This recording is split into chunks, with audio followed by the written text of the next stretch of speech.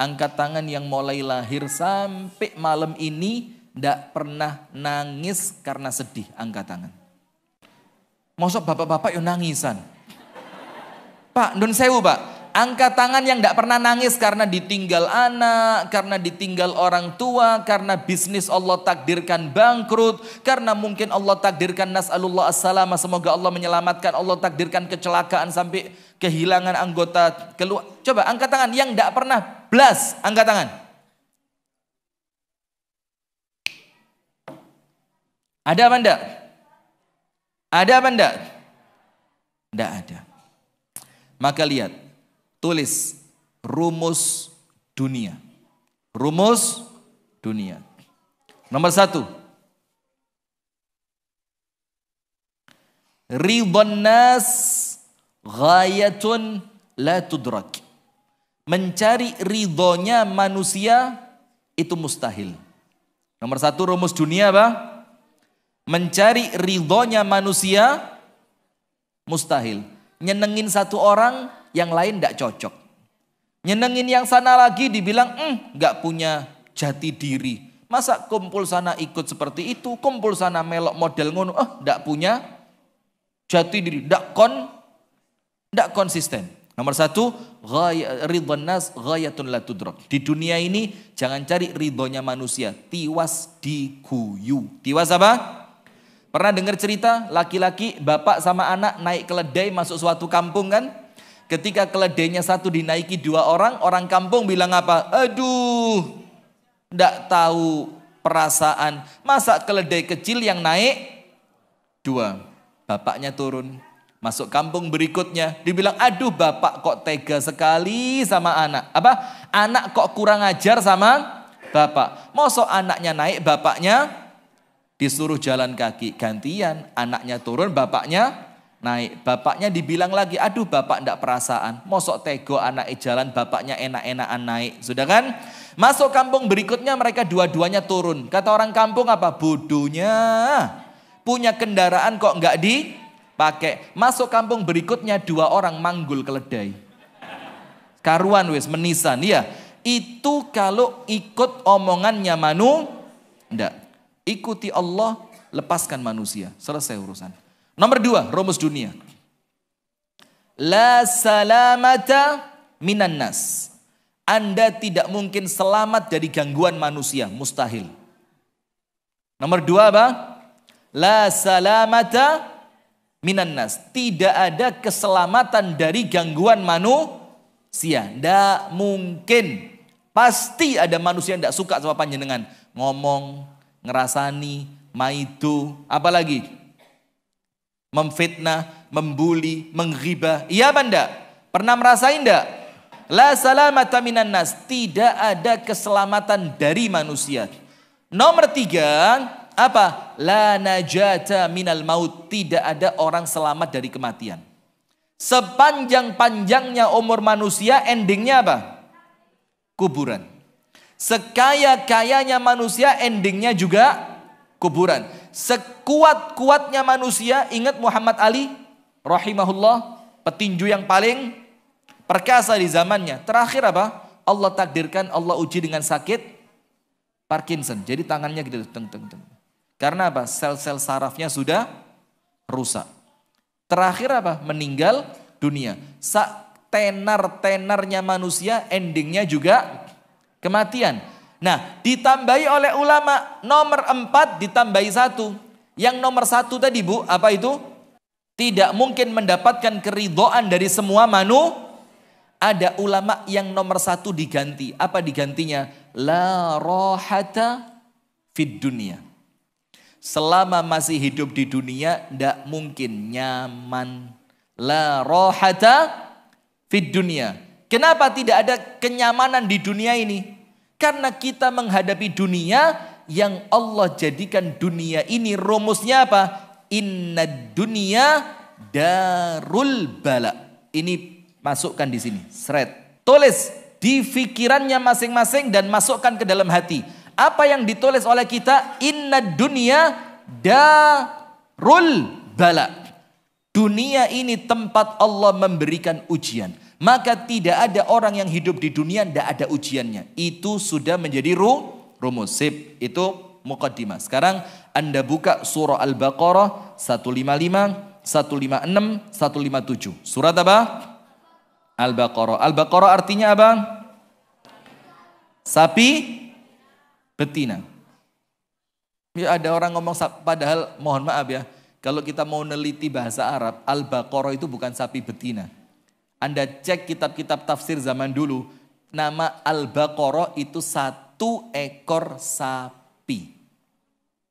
Bukan mentang-mentang ada tak marbutohnya tiba-tiba sapi betina, enggak. Anda cek kitab-kitab tafsir, tapi ya enggak apa-apa lah, wis kadung nyebar ya. Cuma sesekali juga perlu diluruskan. Sudah, ayat berapa? 155, 156, 157. Apa ayatnya? Allah Subhanahu wa taala berfirman, A'udzubillahi minasyaitonirrajim. Ini ayat yang mau kita bahas sehingga nanti panjenengan pulang, Pak. Panjenengan itu ketika dapat ujian, oh ya pastilah, enggak apa-apa, dibikin santai saja. Oh ya memang diuji sama Allah karena dosa saya sedang banyak, nanti ujian menghapuskan dosa. Oh memang diuji sama Allah supaya apa? Supaya saya kembali taat lagi kepada Allah. Oh memang diuji oleh Allah supaya apa? Supaya derajat saya naik. Maka kalau yang diuji orang beriman, panjenengan ini kan beriman semua. Itu bukan azab. Wes talah yakin, bukan azab. Kalau itu azab Bu, orang kafir lebih pantas. Orang-orang kafir di Amerika, orang-orang kafir di Eropa. Nah, maka kalau ngomong ujian itu bentuk azab, non sewu, wes talah. Panjenengan ini lho Bu, jilbabane yo Masya Allah bagus. Panjenengan itu Masya Allah duduk di majelis taklim. Yang ini ciri orang yang oleh Allah dikehendaki kebaikan. Bapak-bapak pulang sholat Isya, duduk di majelis. Tidak ada cerita Allah ingin mengazab panjenengan. Husnudzon, ana inda dhanni abdi bi. Allah ingatkan apa? Aku, kata Allah, tergantung bagaimana kalian berprasangka terhadapku. Kalau kita menganggap ujian dari Allah itu bentuk hukuman, ya wes, ya berarti Anda oleh Allah sedang dihukum. Coba ketika Allah menguji, Anda pikir apa? Allah lagi cinta-cintanya sama saya. Maka yang datang kepada Anda betul-betul cinta dari Allah. Nah, maka nanti kalau ujian itu datangnya kepada orang seperti panjenengan, orang-orang yang beriman, imannya baik, ibadahnya baik, muamalahnya baik, semua tentang dunia dan akhiratnya baik, maka kemungkinannya nomor satu, ujian ketika menimpa orang beriman, kemungkinan nomor satu apa? Ini panjenengan ini. Jangan ketika Anda kena ujian, waduh, Allah jahat betul sama saya. فَأَمَّا الْإِنسَانُ إِذَا مَبْتَلَاهُ رَبُّهُ فَأَكْرَمَهُ وَنَعَّمَهُ فَيَقُولُ رَبِّي أَكْرَمَنْ. Kalau dinikmatkan sama Allah, rezekinya dibikin lancar, kesehatannya sempurna, rumah tangganya baik, angkat tangan. Ini Allah sayang sama saya ini. Tapi sebaliknya, wa amma idza mabtalahu, tidak ada rabbuhu, karena isinya ujian. Karena kalau keburukan tidak mungkin datangnya dari Allah, pasti karena siapa? Karena diri sendiri. Wa amma idza mabtalahu faqadara alaihi rizqahu fayaqulu rabbi ahanan. Kalau pas rezekinya sempit, badannya sakit, rumah tangganya kurang baik, dengan tetangga tidak seberapa akrab, ngomong Allah tidak sayang sama saya. Itu orang kafir. Kalau orang beriman tidak. Ketika orang beriman mendapatkan ujian dari Allah, mendapatkan sesuatu yang tidak menyenangkan untuknya dari Allah, di dalam takdir ketetapannya Allah, di dalam kehidupan sehari-harinya dia, kemungkinan yang pertama, takfir adz-dzunub was-sayyi'at, untuk menghapuskan dosa. Berarti senang enggak dosanya dihapus? Senang enggak dosanya dihapus? Panjenengan kan enggak punya dosa ya? Mosok sih? Ini loh muka-muka ahli surga semua ini. Tunggu, yo jangan GR ya Allah. Orang itu ya tahu diri lah Bu. Panjenengan di ini, kalau ini jelas. Laki-laki itu memang Masya Allah. Enggak, guyon Bu ya. Enggak, saya sudah tadi di rumah Edi sudah dapat saya tadi. Alhamdulillah. Saya mau ngomong apa barusan? Ketika Allah memberikan sesuatu yang tidak gini, pelan. Musibah itu apa sih? Musibah itu apa? Musibah itu apapun yang terjadi dalam hidup panjenengan dan itu tidak nyaman. Gak nyeneng no, itu namanya apa? Musibah. Pokok semua yang Anda rasa ndak enak, ndak nyaman, menyakiti, menyusahkan, itu namanya apa? Musibah. Kalau itu mengenai orang beriman, nomor satu takfir dzunub wal khataya wasayyiat. Itu untuk menghapuskan dosa, kesalahan dan keburukan. Berarti musibah yang datang kepada orang beriman endingnya baik atau buruk? Baik. Rasulullah SAW bersabda, la yazalul bala'u bil mu'mini wal mu'minati. Nanti kita masukkan ke rumah tangga. Akan senantiasa datang bala itu apa? Ya musibah, ujian, yang ndak enak. La yazalul bala. Kalimat la yazalu itu artinya apa? Ndak akan berhenti. Pokok panjenengan urip mesti si ono ujian nih. Nanti ujian itu baru selesai kapan? Belum selesai mati. Mungkar nakir ya apa? Saya muridnya Ustaz Rifki, mungkar nakirnya bilang, oh ya wes lek ngono, turu. Ndak ada. Tambah dituduki sampe. Loh, kenapa ngaji Ustaz Rifki? Oh tambah ruwet nanti ya.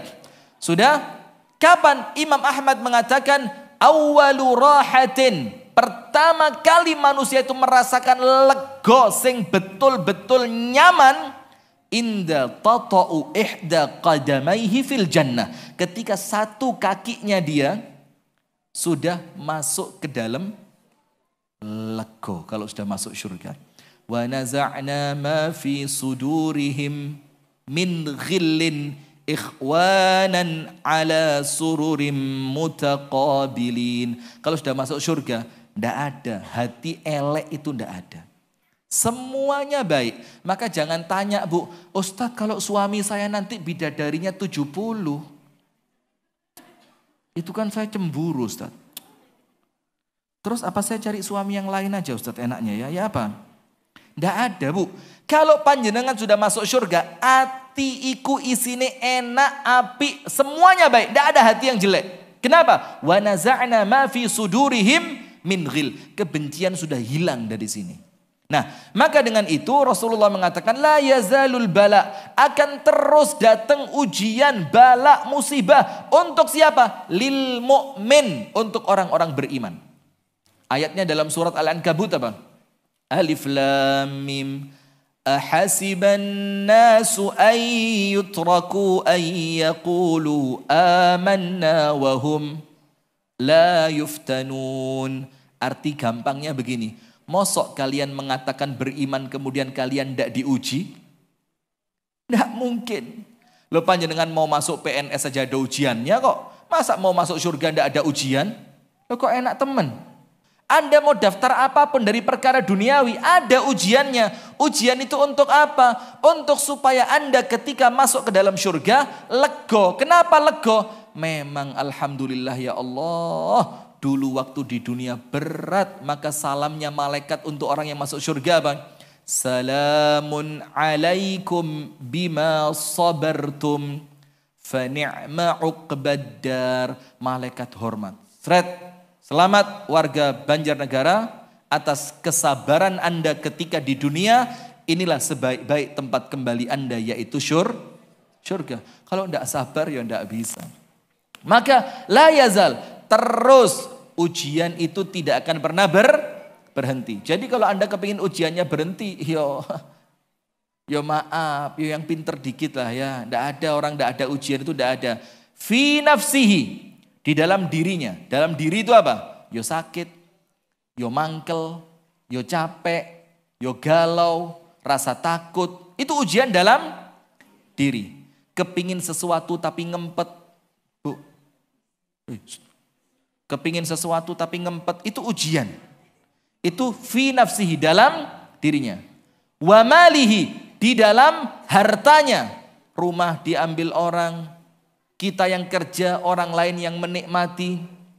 kemudian ditipu oleh orang di dalam hartanya, wa waladihi, di dalam anak-anaknya. Anak itu ujian loh Bu. Punya anak ujian, ndak punya anak juga ujian. Ndak punya anak enak apa ndak? Ada orang sudah punya anak ngomong, lebih bagus coba dulu saya ndak punya anak. Coba lihat. Kenapa? Karena anaknya betul-betul jadi ujian. Nah, tapi ingat, semua ujian itu Allah berikan bukan kemudian untuk mengurangi kebaikan Allah kepada kita, tapi untuk nambah kebaikannya Allah. Tujuannya apa? Hatta yalqallaha wa laisa alaihi khati'ah. Sampai kalau nanti dia wafat, berjumpa dengan Allah, dosanya sudah habis. Kenapa? Karena ujian tadi untuk dia menghapuskan dosa. Contoh yang apa sekarang? Yang kedua, ujian ketika mengenai orang beriman. Untuk apa? Liraf'id darajat, untuk meninggikan derajat. Panjenengan tahu seorang tabi'in bernama Abu Qilabah. Pernah dengar ceritanya Abu Qilabah enggak? Abu Qilabah ini seorang laki-laki dari zaman tabi'in. Nah, dia ini suatu hari ketemu ulama. Dia hidupnya di tenda di tengah padang pasir yang tidak ada orang di sekelilingnya. Suatu hari ada seorang ulama mendekati tenda itu. Tapi karena malam, ulama tadi tidak berani masuk. Kenapa? Khawatir dikira berniat jahat. Tapi ulama ini penasaran betul dengan penghuni tenda tadi. Kenapa? Tendanya kecil, lampunya tidak terang, tapi yang terdengar dari kejauhan penghuni tenda itu zikirnya cuma satu. Apa itu? Sepanjang malam, Alhamdulillah, Alhamdulillah, Alhamdulillah, Alhamdulillah. Maka ulama tadi mikir, ini pasti orang kaya yang sedang jalan-jalan ke padang pasir untuk berburu. Atau ini orang kaya yang memang dia sedang ada sesuatu dengan dirinya sampai dia ingin menenangkan diri di tengah padang pasir. Karena kalau orang miskin tidak mungkin Alhamdulillah, Alhamdulillah. Pasti ini orang perfect ini, mumtaz. Hidupnya baik, rezekinya baik, tubuhnya baik, rumah tangga, semuanya baik. Zikirnya cuma apa? Alhamdulillah. Maka keesokan harinya, seorang ulama ini penasaran betul. Saya pengen lihat orang itu. Senikmat apa sih hidupnya? Kok sampai sepanjang malam zikirnya cuma? Coba bandingkan dengan panjenengan. Maka membandingkan itu Bu, jangan sama orang yang sempurna secara duniawi, mewek panjenengan. Nangis. Coba lihat hidup kita ini, awalnya semuanya baik. Kapan mulai tidak baik? Ketika ketemu jengsri, lo jengsri jilbabe lo api. Awalnya Anda merasa jilbab Anda sudah bagus. Ketika punya jengsri mereknya di luar. Gelantong di pinggir gini ketok. Lu merek kira. Searching di Google. Ketok memang aku merek mang. Dicoba cari. Dimasukkan. Masya Allah jilbab regane 3.400.000 sih. Langsung. Biasanya dia kalau pengajian jalannya pewaling gini, mending mulai dingkluk. Gara-gara kalah jilbab sama jengsri. Coba dia ndak kenal sama jengsri, bahagia dia jilbabnya sudah. Kenapa? Karena dia mulai membandingkan dirinya dengan orang, maka hidup panjenengan akan terasa nikmat kalau yang dilihat itu orang yang di bawah. Sayangnya meripat kita ini, mana meripatnya? Ini ya, sayangnya mata kita ini itu ndak seneng dingkluk, seneng aneh. Masya Allah. Ya, ndak enak hidup panjenengan. Nah, maka sekarang lihat Abu Qilabah.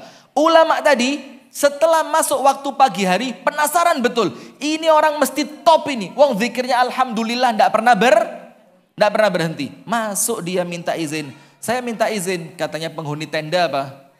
In jaa khairan fadkhul wa in jaa syarran fakhruj. Kalau kamu datang membawa kebaikan silakan masuk. Tapi kalau kamu punya niat jahat tidak usah masuk.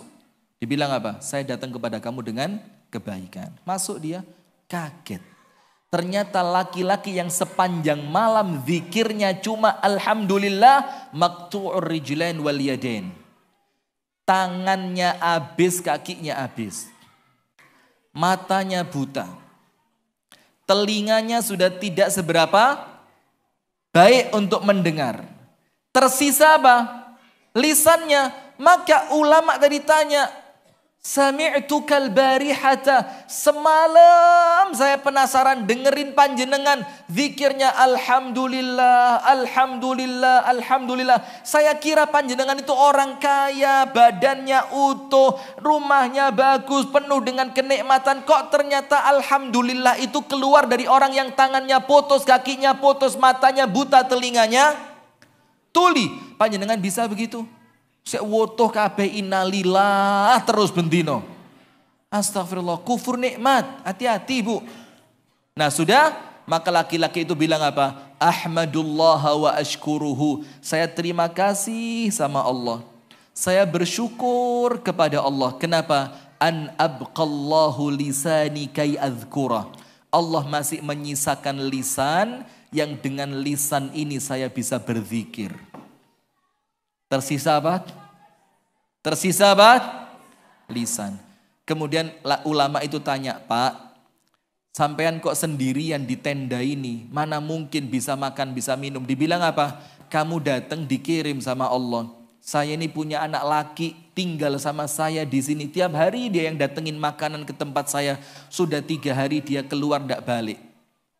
Diceritainlah ciri-cirinya. Seperti ini, akhirnya dicarikan. Datang ke kampung terdekat, dapat berita apa? Anaknya dimakan binatang buas. Balik dia ke tenda tadi, Pak, ada berita.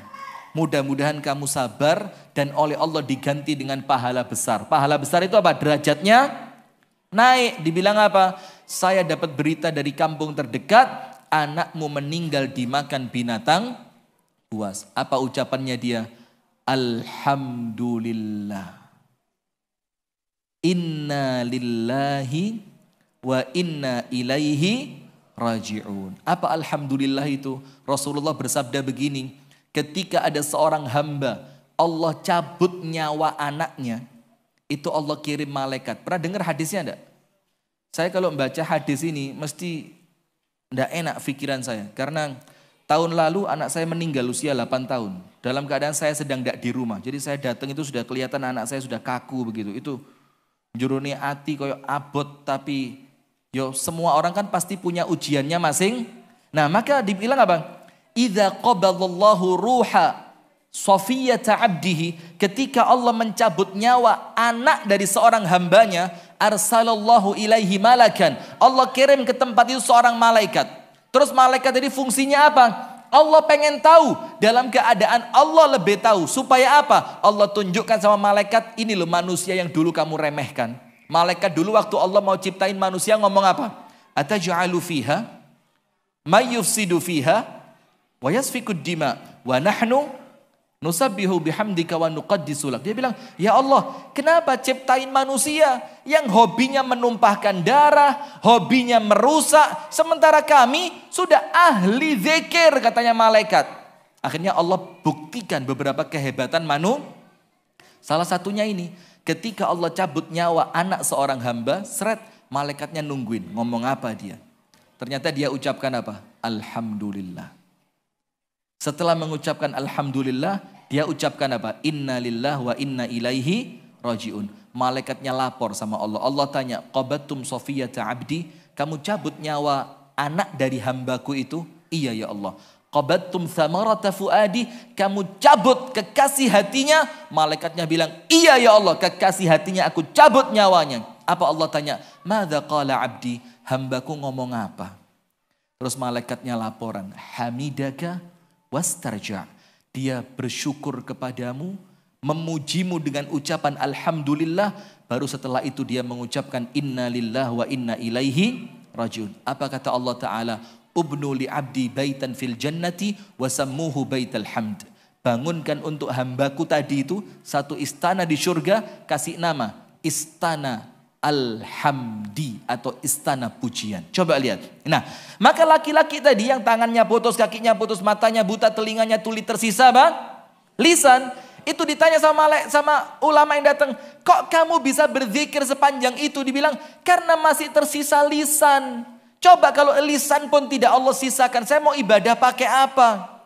Lah panjenengan lisan ada, telinga ada, mata ada, tangan ada, kaki ada, mobil punya, rumah punya. Kurang apa? Kurang syukur. Kurang apa? Kurang syukur. Nah, ketika diberitahu anakmu meninggal, dia ucapkan apa? Alhamdulillah, inna lillahi wa inna ilaihi rajiun. Terus laki-laki tadi bilang apa? Pak, berarti kamu tidak boleh tinggal di sini lagi. Bagaimana caranya? Saya siapkan kendaraan, saya angkat kamu untuk pindah ke kampung terdekat biar kamu bisa dirawat oleh mereka. Siap katanya laki-laki itu. Pergi ulama tadi, ketika balik laki-lakinya sudah meninggal dunia. Ini derajatnya sama Allah diangkat luar biasa. Kenapa? Disebutkan dalam hadis riwayat Al-Imam At-Tirmidzi, nanti ketika orang itu di akhirat, apa yang terjadi hadirin sekalian? Maka ketika nanti di hari kiamat, Allah bagi manusia jadi berapa? 2. Tulis, ahlul bala wa ahlul afiyah. Ahlul bala wa ahlul afiyah. Siapa itu ahlul bala dalam hadis riwayat Tirmidzi? Ahlul bala itu orang yang ketika di dunia uripe ndak pernah enak, hidupnya ndak pernah nyaman. Sakit, ndak punya duit, kelaparan, difitnah, ditinggal wafat oleh kekasihnya, ditinggal wafat orang tuanya, anaknya sakit, diuji lewat tetangga. Pokok selama hidup tidak pernah nikmat hidupnya. Mereka ahlul bala. Kemudian ada kelompok yang kedua, namanya ahlul afiyah. Orang yang hidupnya tidak pernah susah. Alah paling sakit cuma pilek titik. Hidup di dunianya enak terus. Ketika bangkit di hari kiamat, Allah pisah 2. Sing di dunia sorot terus kanan. Kok pas ya suami-suami ya? Tidak tahu kenapa suami kok pas. Yang di dunia susah terus kanan. Lihat suami bu, kuru-kuru lihat. Mukanya sudah pucet-pucet, badannya istri. Glowing, gemuk, seger. Kenapa kok begitu bu ya? Apa memang laki-laki tercipta untuk ditindas wanita ya? Tapi tidak apa-apa Pak. Insya Allah kalau sabar ahlul bala ini sudah ahlul bala. Kemudian Allah firmankan ahlul afiyah, minggir ke sebelah kiri, kok kiri lagi. Oke, ini ganti kanan. Ahlul tadi kanan ya? Oh ya kanan. Ahlul bala. Betul apa Pak nggih? Ridho Pak nggih? Nanti endingnya enak pokoknya salah. Sabar dhisik. Sudah ahlul bala kanan. Sebelah kiri ahlul afiyah. Sing uripe enak terus. Ternyata Bang, setelah mereka dibagi 2, Allah ngomong sama para malaikat, mereka tidak usah dihisap. Malaikatnya tanya, ya Allah, dosa mereka banyak. Allah bilang apa? Wes kesian di dunia soro terus. Masuk di akhirat soro maneh. Langsung suruh antri depan pintu surga aja. Sudah, langsung ini yang kuru-kuri langsung sumringah. Wah cocok katanya. Langsung seneng ini ahlul bala ini.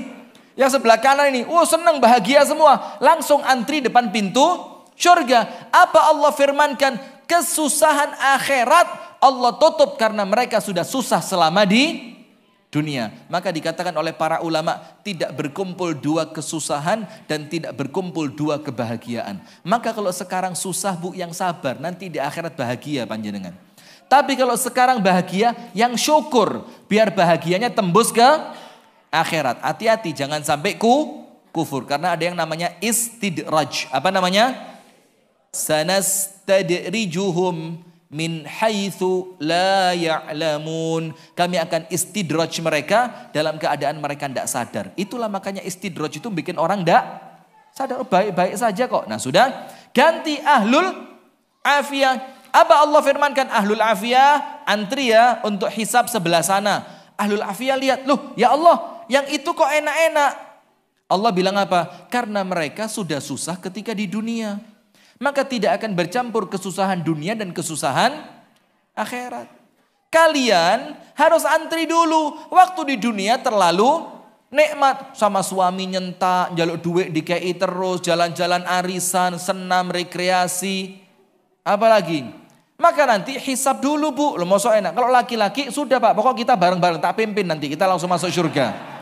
Kalau yang ini terus ahlul afiyah bilang apa? Ya Allah, Kembalikan kami ke dunia ya Allah. Balikin ke dunia, tidak apa-apa. Hatta yuqradha bil maqarid. Dan kami ridho ya Allah. Kalau kami kembali di dunia, kulit kami harus disisir pakai sisir besi. Sampai terpisah antara tulang dan dagingnya. Tidak apa-apa. Yang penting apa? Kami dapat seperti ahlul balak yang sekarang langsung masuk. Derajatnya ya apa? Naik. Maka nomor 1 penghapus dosa. Ketemu sama Allah dosanya habis. Kenapa? Karena waktu di dunia banyak ujian. Nomor 2 meningkatkan derajat. Nomor 3 apa itu? Untuk pengingat. Untuk apa? Pengingat. Pengingat itu apa? Supaya panjenengan tidak lalai ketika mulai sholatnya males. Ada masalah, mundur mobil, gak tahu ono pot kembang, lah kok istri ngetokno kembang katanya dijemur mobilnya nabrak pot. Beruok. Padahal pertama ndak pernah ada pot di sebelah situ. Sehingga ketika si suami mundur, yo aman ndak ada pot, kok tiba-tiba istri jemur bunga, bukan pot, bunga, lah pot dijemur. Jemur bunga akhirnya nabrak. Itu jangan langsung teriak, istri ndak tahu diri, ndak. Tapi muhasabah. Ada apa biasanya tidak pernah ada pot di situ kok hari ini ada pot. Muhasabahnya apa? Apa ya ini ya? Ini mesti Allah ngingetin saya ini. Dilihat tadi malam saya melakukan apa. Maka sampai para ulama salaf itu mengatakan ala wa inni a'si rabbi. Aku ini pernah maksiat kepada Allah. Wa ajidu atharaha fi khuluqi dabbati wa mraati. Kalau aku maksiat kata ulama zaman dulu, langsung kelihatan efeknya. Apa efeknya? Tiba-tiba kendaraanku rewel dan akhlaknya istriku jadi rusak. Maka orang beriman itu kalau melihat musibah dalam kehidupannya bukan menyalahkan siapapun tapi langsung introspeksi. Sip, sekarang kita baca ayatnya. Ayat yang pertama surat Al-Baqarah ayat kum. Di sini ada la. La-nya lam litaukid. Pasti. Dan fiil yang dipakai fiil apa? Mudhari. Mudhari itu apa? Sedang terjadi, akan terjadi, dan terus terjadi. Kata kerjanya sedang, akan, dan terus. Berarti mulai sekarang sampai besok, sampai kemudian hari. Wala nabluwannakum, ada nun, nunnya nabluwanna, itu nun taukid artinya pasti, berarti pasti terus menerus sampai mati kami akan uji kalian. Maka ayatnya apa? La tarkabunna tabaqan an tabaq. Apa artinya? Kalian akan meniti satu anak tangga untuk naik menuju anak tangga berikutnya. Apa tafsirnya para ulama? Salah satunya la tarkabunna musibatan tilwal musibah. Kalian akan melewati satu musibah untuk menghadapi musibah yang berikutnya. Ada seorang perempuan jahat suaminya, jahat banget. Dia sampai mikir untuk kabur. Sudah, akhirnya dia sudah bulat tekad. Dia tinggalkan rumah suami menjelang adzan maghrib ketika suaminya belum pulang. Seret pergi dia. Diceritakan oleh Syekh Muhammadil Amin Asy-Shinqiti dalam kitab tafsirnya Adwaul Bayan. Sudah pergi perempuan tadi. Ketika terdengar adzan maghrib, perempuan itu berhenti di suatu masjid. Kemudian perempuan itu sholat berjamaah di masjid tadi. Lihat bu, kabur seiling sholat. Akhirnya perempuan itu sholat. Ternyata pada rokaat yang kedua, imamnya baca surat Al-Balad tadi. Salah satunya apa? La tarkabunna tabaqan an tabaq. Kalian akan melewati satu musibah menuju musibah yang berikutnya. Langsung perempuan itu mikir. Di rumah suami jahat, suami keras itu musibah.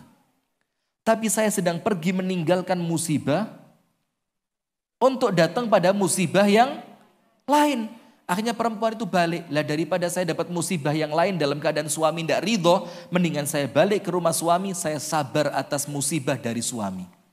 Akhirnya perempuan itu balik dan dia mendapatkan kebaikan dari Allah. Nah maka itulah orang hidup di dunia ini. Wala nabluwannakum, pasti sama Allah diuji. Tidak ada orang tidak diuji. Ujiannya apa? Bisyai'in, dalam bahasa Arab syai' itu artinya apa? Syai'un yasir, sesuatu yang Kecil. Maka Rasulullah ketika pulang sholat subuh, keliling ke rumah istrinya kan. Rasulullah tanyanya apa? A'indaki syai'un? Ada ndak sesuatu opoi masih kecil walaupun sedikit tapi bisa dimakan. Jadi tanyanya Rasul bukan ada megono. Atau ada gulai kepala kambing. Ada kuah kakap. Ada, enggak pakai. Rasul tanya apa? A'indaki syai'un? Wes salah. Apapun yang penting bisa dimakan. Walaupun cuma sedikit. Istri pertama bilang enggak ada. Pindah. Enggak ada. Enggak ada. Enggak ada. Enggak ada. Enggak ada. Enggak ada. Enggak ada. Sampai istri yang terakhir bilangnya apa? Ma'indana ayya syai'. Enggak punya. Sedikit pun. Apa yang penting iso dimakan enggak ada. Apa jawaban Rasulullah? Idzan ini shaim. Itu loh Pak. Musibah jadi berkah itu. Idzan ini tidak ada masalah. Kalau memang tidak ada yang bisa dimakan, berarti Allah minta saya apa? Selesai apa tidak masalah? Masalahnya selesai, pahala dapat. Bapak-bapak, ono sego goreng. Pak telas. Gereh telas. Tempe goreng. Bakule dereng dugi. Nah, apa hadirin? Ketika tidak ada, ngamuk. Sabar Pak. Ngamuk itu tidak merubah apapun. Apalagi Anda ngamuk moro-moro metu hidangan luar biasa gitu. Tapi kalau Anda tidak ngamuk, Anda tenang, Anda bilang, ya sudah ini ujian dari Allah. Nah maka yang ketiga Bu, itu untuk pengingat muhasabah. Maka Allah firmankan, bisyai'in. Bisyai' sedikit ujiannya. Apa ujiannya? Minal khawfi, rasa takut. Kata Imam Syafi'i, takut atas azabnya Allah. Wal ju'i, rasa lapar. Kata Imam Syafi'i, ujian puasa. Wa naqsin minal amwal, kekurangan harta, ujian sedekah dan zakat. Wal anfusi, dan ketika kekurangan pasukan karena kita disuruh perang. Wathamarat, thamarat Imam Syafi'i artikan anak-anak kita yang Allah wafatkan ketika mereka kecil. Tapi tidak berhenti sampai situ. Apa ayat penutupnya? Wabashiris sabirin. Lihat Bu. Endingnya begini, happy ending. Wabashiris sabirin. Semua ujian tadi Bu, ternyata berita gembira. Busyra, bisyarah. Untuk siapa? Untuk orang yang sabar. Maka yang jadi masalah bukan musibahnya Bu. Yang jadi masalah apa? Bisa ndak kita sabar atau tidak? Maka minta sama Allah, ya Allah kuatkan kesabaranku ya Allah. Kemudian siapa orang yang sabar itu? Alladzina idza asabathum musibah. Ketika mereka terkena musibah, qalu, mereka mengucapkan, inna lillahi wa inna ilaihi raji'un. Sesungguhnya kami adalah milik Allah. Musibah itu apa sih? Ada sesuatu yang oleh Allah dicabut. Maka ketika Anda mengucapkan inna lillah, maka ingat ceritanya Ummu Sulaim bintu Milhan al-Ansariyah. Tahu Ummu Sulaim? Ibunya Anas bin Malik, istrinya Abu Talhah. Tahu? Ketika dia menikah dengan Abu Talha, tidak lama Allah karuniakan anak keturunan. Ketika Abu Talha mau berangkat kerja safar jauh, anaknya sakit. Dia ngomong sama istrinya Ummu Sulaim, jaga anak kita baik-baik. Si jaga sama Ummu Sulaim, pas hari kepulangannya Abu Talha, ternyata anaknya apa? Meninggal. Ngomong Ummu Sulaim sama suaminya? Enggak. Ketika suaminya datang, anaknya dibungkus rapi dulu.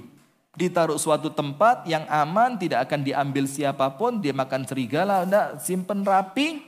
Baru suaminya datang, dandan cantik, masa enak. Ummu Sulaim ditanya sama Abu Talha, Ummu Sulaim, bagaimana keadaan anak kita? Jawabannya Bu, ahda min qabl. Lebih tenang dibanding sebelumnya. Betul apa enggak? Iya, kemarin panas, sekarang enggak ada suaranya loh. Tenang apa enggak? Maka bohong enggak Ummu Sulaim? Lebih tenang dari sebelumnya. Dengerin Mbak. Akhirnya apa? Abu Talha tenang karena Ummu Sulaim ngerti ini orang baru pulang kerja, harus dibikin nyaman dulu. Maka dokter Aisyah Dahlan bilang apa? Pertaruhan di rumah kalian itu 3 menit pertama. Kalau suami baru datang, wis Pekson 3 menit guyu terus.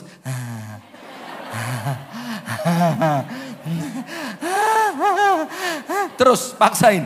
Setelah 3 menit sukses, berikutnya aman. Tapi kalau suami udah datang, kok baru pulang? Oh wes, acur nih suami sudah. Wes mendingan golek liyane ae. Sudah. Apa yang terjadi? Abu Thalha tenang. Oh, anak kita lebih tenang. Bagus, dikira Abu Thalha anaknya sudah sembuh. Sudah.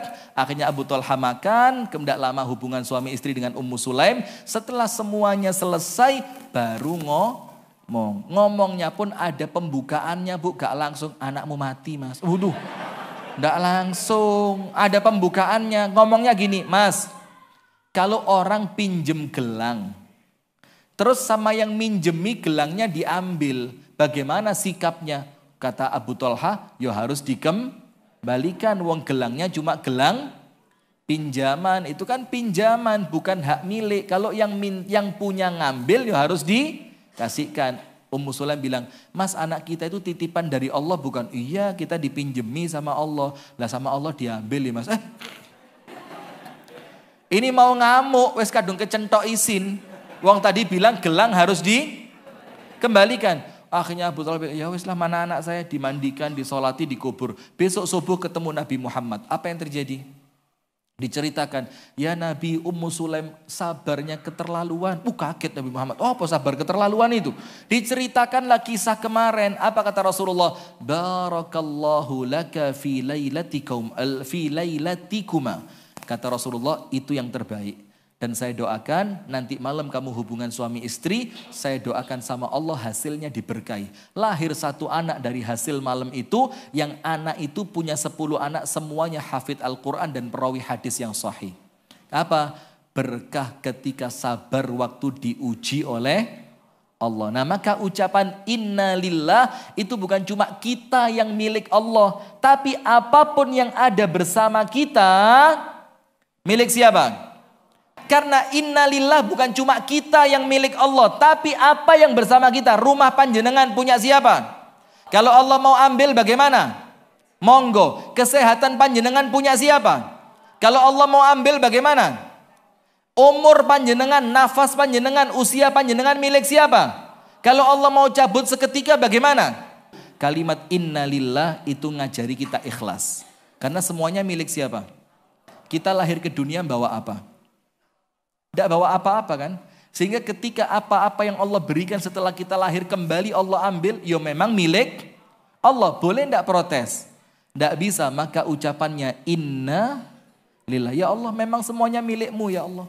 Maka engkau ambil tidak jadi masalah. Maka kalau ngaku beriman, jangan pernah kaget kalau tiba-tiba datang ujian.